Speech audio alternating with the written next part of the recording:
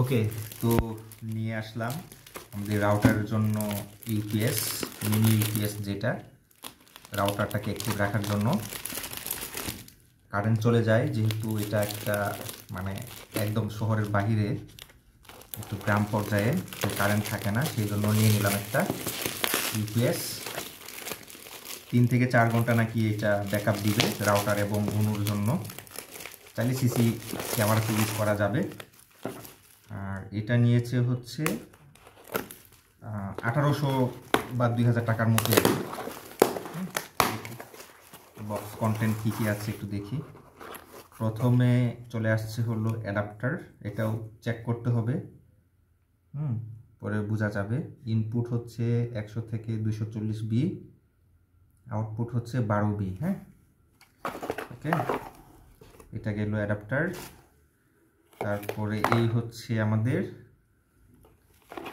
দুটা কেবল, একটা হচ্ছে রাউটারের জন্য আর একটা হচ্ছে আমাদের অনুর জন্য। হ্যাঁ, দুটো ওই আমাদের এই ইউপিএসে লাগানো থাকবে, আর এই দুটা চলে যাবে অনুতে এবং হচ্ছে রাউটারে। ওকে, তো আমি এখন এটাকে একটু দেখি।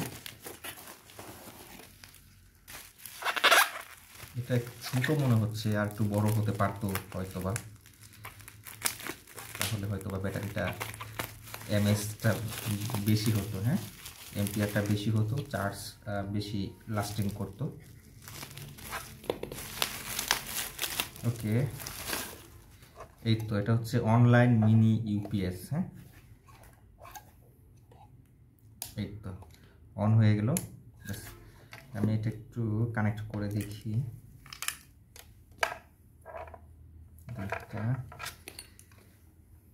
তো এখানে লেখা থাকবে আপনার অনুর জন্য, তারপর হচ্ছে রাউটারের জন্য দুইটা দিয়ে দেবেন 12 বি করে। হ্যাঁ, অনু বা রাউটার যে কোনো একটা খুব সম্ভবত 9 বিতেও চলে আর কি।